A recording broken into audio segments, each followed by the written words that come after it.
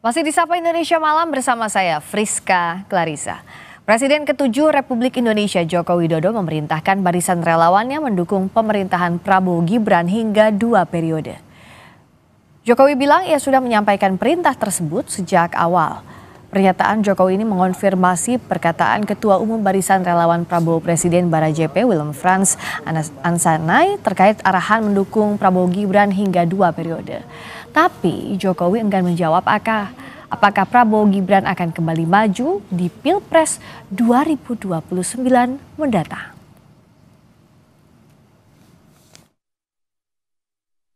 Ya memang sejak awal saya perintahkan seperti itu untuk mendukung pemerintahan Pak Presiden Prabowo Gibran 2 periode. Berarti nanti di 2029 Pak Prabowo dan Mas Gibran akan maju lagi? Saya sampaikan itu ke relawan. Berarti Bapak juga mendukung untuk 2 periode, Pak? Saya sampaikan itu ke relawan. Bagi relawan Jokowi, seruan tersebut adalah upaya Jokowi untuk menjaga agar pemerintahan Prabowo Gibran jangan sampai pecah di tengah jalan karena bisa menimbulkan goncangan politik. Relawan pun diarahkan mendukung semua program Prabowo Gibran.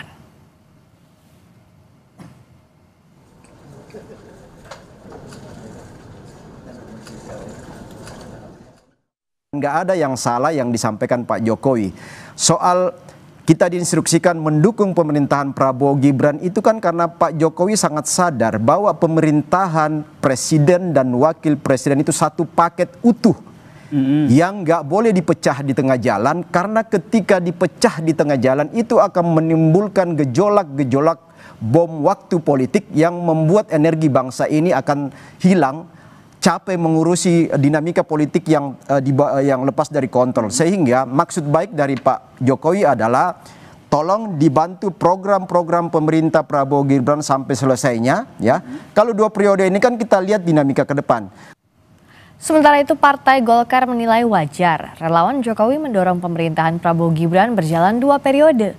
Sekjen Partai Golkar, Muhammad Sarmuji menilai akan aneh jika Jokowi mendukung orang lain padahal putra sulungnya saat ini menjabat sebagai wakil presiden. Saya pikir itu sesuatu yang wajar ya, mengingat ya ada nama Gibran di situ yang itu adalah notabene adalah anak beliau. Jadi agak aneh justru kalau Pak Jokowi tidak mendukung Prabowo Gibran, masa Pak Jokowi mendukung orang lain. Kemudian apakah ini berarti juga Mas Gibran tidak maju menjadi presiden? Ya saya pikir Pak Jokowi pasti punya perhitungan, punya kalkulasi politik. Presiden ke-7 RI Joko Widodo membenarkan telah meminta relawannya untuk mendukung Prabowo Gibran 2 periode. Pernyataan ini muncul usai sejumlah orang dekat Jokowi seperti Budi Ari terkena gelombang reshuffle Prabowo. Lalu apa yang dibaca dari pernyataan Jokowi ini? Kita langsung saja bahas bersama dengan Ketua Umum Relawan Barajp, Frans Ansanai, dan pengamat politik Ray Rangkuti. Selamat malam, Pak Frans juga Bang Ray. Selamat malam. Sehat ya? Sejauh ini. Kok sejauh ini sih harus sehat? Tahu besok. Iya sih, ya, semoga tapi sehat terus dan cerah terus. Tapi ngomong-ngomong soal yang hangat sekarang kan Pak Jokowi kemarin baru bilang bahwa betul mengarahkan relawannya untuk mendukung Prabowo Gibran 2 periode. Ini gimana awalnya ada arahan dari Pak Jokowi, Pak Frans? Iya, jadi begini. Terima kasih ya Mbak, saya dihadirkan supaya mengklarifikasi, minimal memberikan informasi yang kenapa sih alasannya kan. Jadi kami ini punya pengalaman dengan Pak Jokowi waktu beliau masih menjadi presiden dan menjelang akhir periodenya. Ya. Waktu itu saya ini PLT Barajp Papua. Kemudian beliau berkunjung ke Papua dan bertanya kepada saya pada saat pertemuan di airport, Pak Frans gimana? 3 calon ini seperti apa? Saya katakan bahwa untuk Papua 80% loh Pak Prabowo. Padahal dinamika Papua dengan Pak Prabowo itu agak sedikit ekstrim ya. Dimunculkan sebagai calon presiden. Tapi kerja masif dari Barajp, kita mencoba menjelaskan kalau Pak Prabowo yang maju didukung oleh Pak Jokowi, kemudian wakil presidennya waktu itu kan masih gonjang-ganjing. Belum tahu siapa waktu itu presnya. Masih ada Mas Ganjar, ya kan, yang Pak Erik dan sebagainya. Tapi kami Barajepe mengikuti apa yang disampaikan oleh Pak Jokowi. Nah kalau sekarang momentumnya apa? Kenapa Pak Jokowi memberikan arahan sekarang? Kan masih 11 bulan ya pemerintahan Pak Prabowo Mas Gibran. Begini, saya kira sikap Pak Jokowi mendorong relawan untuk menyampaikan itu saya baru ketemu beliau lagi kira-kira bulan Juni ya, sebelum kami kongres luar biasa.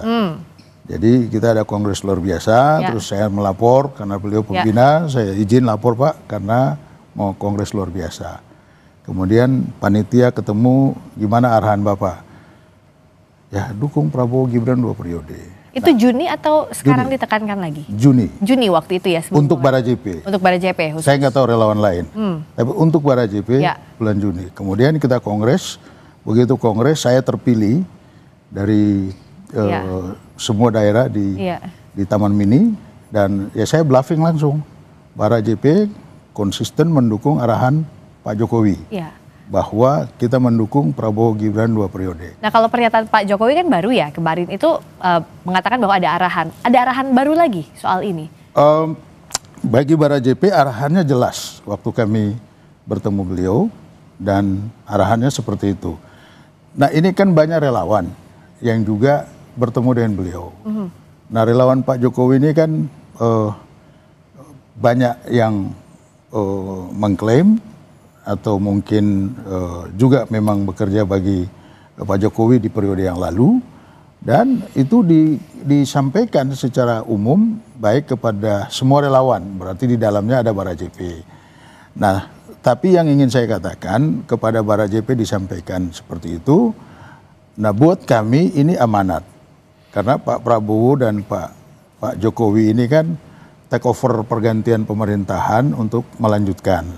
Soal ada program Pak Jokowi yang bisa dilaksanakan tidak, tapi ada juga program yang muncul dalam skala prioritas Pak Prabowo sekarang ini, yang pasti menurut kami ini kesinambungan antara Nawacita dan Astacita. Nah kita sih berharap semua itu bisa berjalan demi kemaslahatan bangsa. Jadi ditekankan lagi begitu ya dari Pak Jokowi, itu yang diharapkan. Kalau dari Bung Rey, momentumnya kan sekarang nih muncul lagi pernyataannya Pak Jokowi, kemarin dikonfirmasi langsung oleh kami begitu saat di Solo, ya memang betul ada arahan. Kalau tadi Pak Frans bilang arahan terakhir untuk Barajepe sebenarnya Juni, tapi muncul lagi momentumnya sekarang. Nah itu dia yang saya juga belum tahu, kenapa itu bisa muncul kemarin. Kenapa Pak Frans? Ya saya kira begini, mungkin setelah kita bluffing itu menjadi komoditi publik. Kapan itu Pak? Saya bulan Juni itu sudah bunyi. Iya Juni, maksudnya. Tapi sekarang muncul lagi ke publik. Apakah ada momentum yang membuat Pak Jokowi berbicara soal 2 periode itu gitu? Apa karena wartawan nanya saat itu? Ya saat itu kan ditanya juga bahwa ada informasi, ada arahan Pak Jokowi kepada relawan. Kalau kepada relawan iya. Oh kepada relawan secara umum ada lagi. Tapi kalau khusus ke Barajepe tidak ada. Tapi itu ada juga. Sama ditekankan lagi. Arahannya itu diberikan pada saat kita sebelum melaksanakan kongres luar biasa. Tapi yang terakhir itu belum ada lagi arahan bertemu langsung dengan Pak Jokowi lagi. Beberapa waktu lalu saya lagi di Papua menangani masalah pilkada, kawan-kawan sempat ketemu beliau, ya sikapnya sama.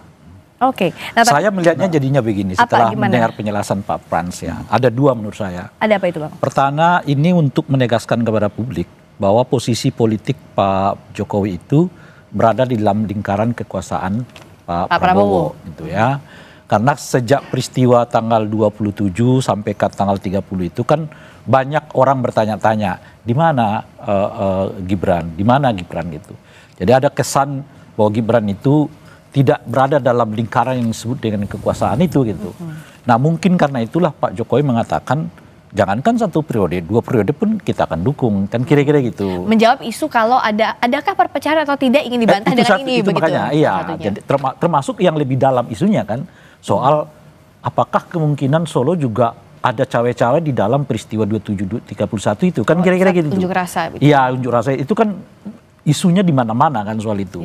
Nah jadi Pak Jokowi seperti keluar untuk mengatakan, oh nggak ada, kami ini bahkan akan dukung Prabowo Gibran itu kalau bisa sampai 2 periode gitu. Jadi sebetulnya ingin menempatkan posisi politiknya sekaligus menjawab berbagai pertanyaan-pertanyaan spekulasi yang muncul di tengah publik. Nah itu menurut saya yang pertama. Nah yang kedua, dan dengan sendirinya menurut saya mengikat kepada Pak Prabowo. Mengikat apa? Ini seperti melamar di awal nih gitu.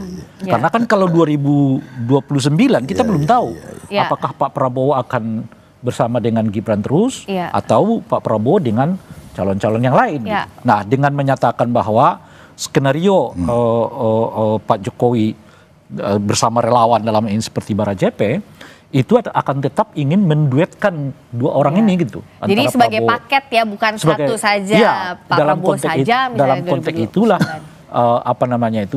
itu yang saya sebut dilamar di awal. Gitu. Tapi ada unsur yang ketiga. Unsur yang ketiga itu adalah justru juga menjelaskan bahwa isu yang tengah sekarang berkembang luas baik kepada Pak Jokowi maupun kepada Gibran soal pemakzulan.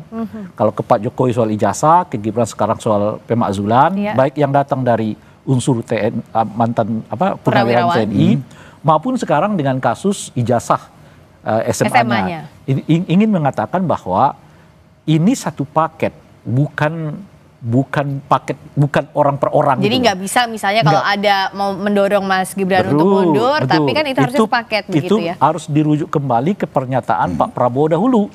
Ketika purnawirawan ini mengajukan pemakzulan, kan Pak Jokowi doorstop ditanya oleh wartawan, gimana sikap Pak Jokowi? Pak Jokowi mengatakan kan itu satu paket. Nah, itu Nah, apakah Pak Frans melihat ada upaya untuk menggoyang Mas Gibran memang beberapa? Saya kira begini. Untuk persoalan Pak Prabowo dan Mas Gibran sebagai presiden wakil presiden itu kan itu sudah selesai. Artinya presiden dan wakil presiden itu yang kita punya hari ini. Nah, tujuan yang paling esensi dari pernyataan Pak Presiden, Presiden ke-7 Pak Jokowi, dan sebetulnya kami juga relawan mengkaji itu, mengkaji bahwa tidak salah kalau Prabowo Gibran itu kami bluffingnya adalah 2 periode. Kenapa begitu? Karena kalau 1 periode sementara gonjang-ganjing kegangguan terhadap pemerintahan yang terus dimunculkan, apa yang bisa dikerjakan di cuma 1 periode 5 tahun? Itu pikiran dan pertimbangan kami. Sehingga kalau ada penafsiran lain tentang Pak Jokowi sementara membangun satu image kepada publik atau kepada pemerintahan ini untuk ada hal-hal yang dituduhkan kepada beliau, saya kira mungkin masih terlalu jauh. Tapi Pak Frans melihat ada upaya untuk menggoyang posisi Mas Gibran sejauh ini? Kalau kita kan lihat di semua berita, upaya menggoyang Mas Gibran itu ada. Melalui bapaknya, melalui Mas Gibran sendiri, dan itu dilakukan oleh orang-orang yang kadang-kadang saya sebagai relawan Barajepe, 1 dekade kita berjuang untuk Pak Jokowi menjadi Presiden Republik Indonesia yang ke-7 dan memimpin dan mendapat respon positif dari seluruh masyarakat bangsa, terutama saya Papua loh. Kami itu hanya satu-satunya daerah yang diberikan daerah otonomi baru di seluruh Indonesia. Kenapa demikian? Karena ketertinggalan kami 18 tahun setelah proklamasi. Kita harus berpacu dengan daerah lain. Presiden berganti kepada presiden yang lain, kita tidak mendapatkan sesuatu yang signifikan. Ya kan? Nah karena itu kehadiran Pak Jokowi bagi saya dan bagi masyarakat Papua, dan saya melihat semangat masyarakat bangsa ini kan masih terus kepada beliau dengan kehadiran ke Solo dan sebagainya ya. Pak Jokowi menarik moratorium khusus untuk Papua. Dan dia memberikan pemekaran daerah otonomi. Dan efek itu sekarang ada di Mas Gibran begitu diteruskannya, dan juga Pak Prabowo. Ya Karena tidak ada wakil presiden yang mendampingi Prabowo hari ini ya Mas Gibran. Oke. Dan itu kesepakatan nasional memilih kedua pemimpin nasional kita. Suka tidak suka hari ini kita punya presiden Prabowo dan wakil presiden kita Mas Gibran. Sebagai satu paket. Nah, saya tanya ke Bung Rey, sampai Pak Jokowi melontarkan pernyataan itu, artinya menegaskan kembali. Bagaimana Bung Rey melihat seberapa kuat sih memangnya upaya untuk menggoyang Mas Gibran, memisahkan dari paketnya sebagai wakil presiden bersama dengan Pak Prabowo? Iya, kalau dari luar kan udah kelihatan kan, ada isu soal pemakzulan kan, ada. Tapi damage effect-nya memangnya sebesar itu? Yang menarik itu karena sampai sekarang kan isu pemakzulan ini nggak pernah diputuskan. Kenapa nggak pernah diputuskan? Khususnya oleh Partai Gerindra ya, sebagai partai punya Pak Prabowo. Saya melihat karena ini mau ditahan nih, dibuat dalam situasi 50-50. Nah artinya apa gitu? Artinya kalau tetap jalan mungkin pemakzulannya akan ditolak kan. Tapi kalau misalnya ada clash nih, kan kita nggak tahu. Ada clash nih antara Pak Prabowo dengan Gibran. Boleh jadi isu pemakzulan itu akan dinaikkan. Ya. Sebagai salah satu metode untuk tetap, bukan metode ya, sebagai salah satu cara untuk menekan politik ya kepada Gibran gitu. Tapi sejauh ini kalau dari Barajp melihat antara Pak Prabowo dengan Mas Gibran baik-baik saja. Jawabnya nanti usai jeda di Sapa Indonesia Malam. Kami kembali.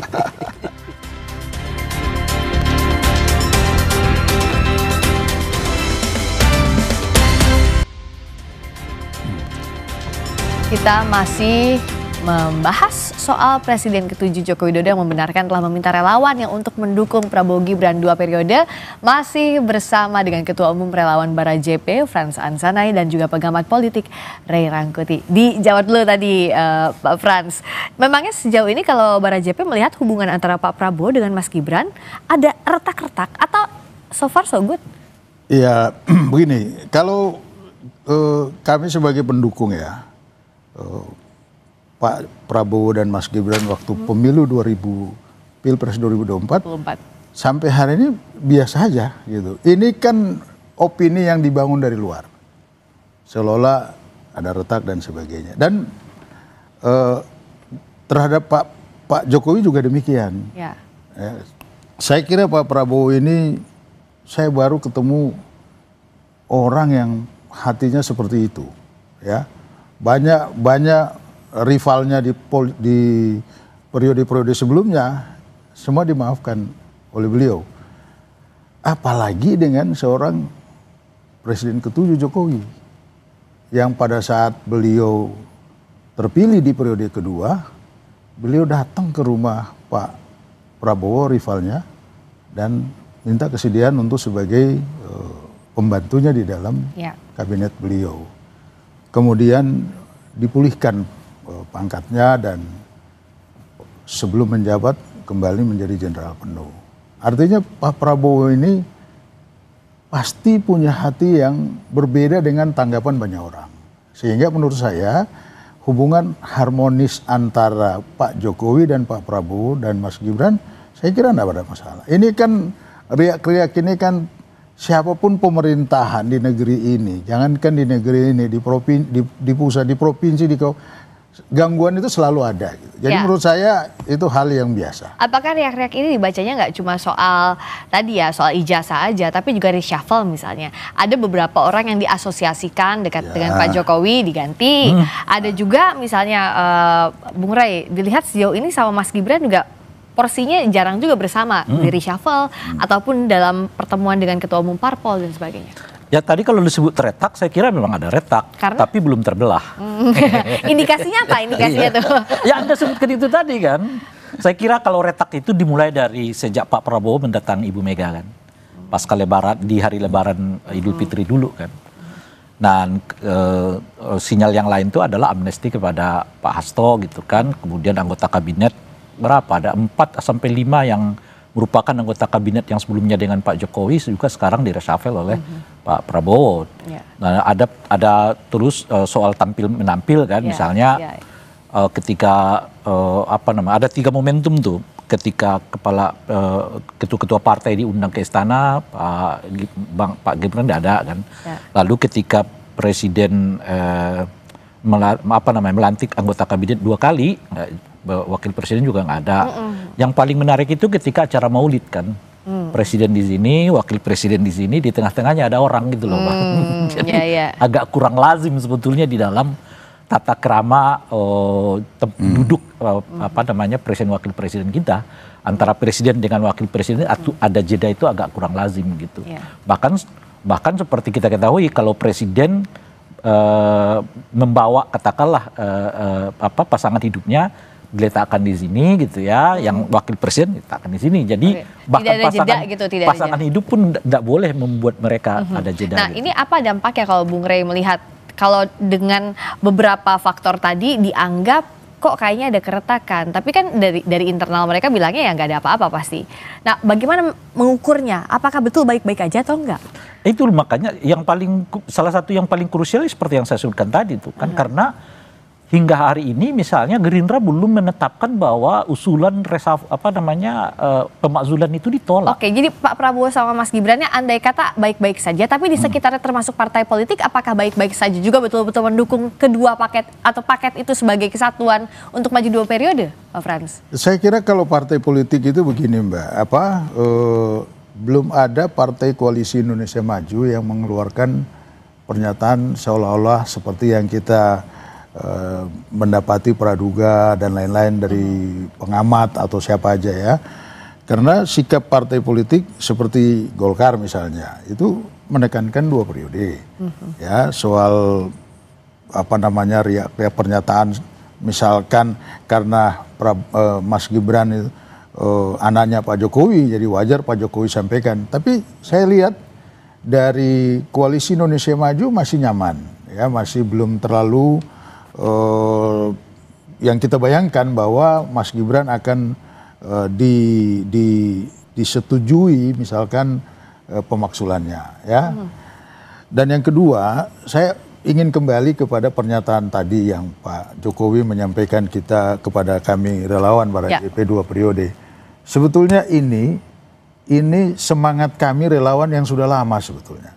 Kita menginginkan satu pemerintahan itu kalau hanya 5 tahun, apa hasil yang maksimal bisa kita dapat? Jadi di internal relawan ini sudah kami gonjang-ganjingkan dan kami punya 34 daerah DPD. Ya, saya ini produk daerah menjadi ketua umum. Dan saya pertanggungjawabkan masif bekerjanya DPD Barajp di seluruh Indonesia.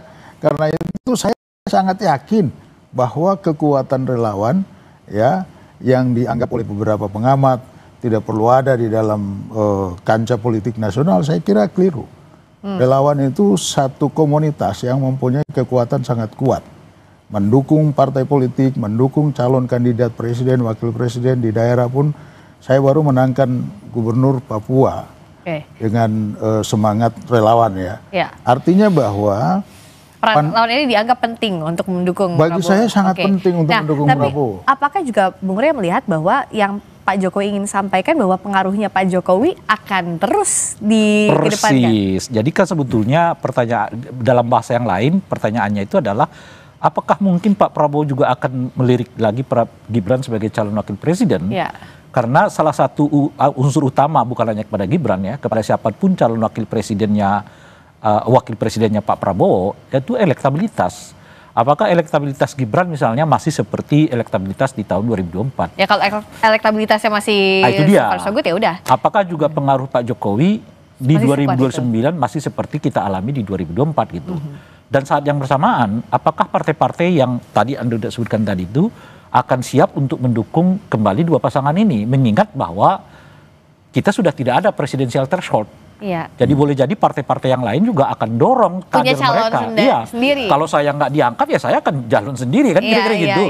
Katakanlah misalnya dalam ini entah itu misalnya seperti Golkar gitu ya, atau seperti misalnya PAN atau Demokrat dan sebagainya. Ya kalau Pak Prabowo tidak bersama kita ya kita bisa bentuk koalisi yang lain gitu.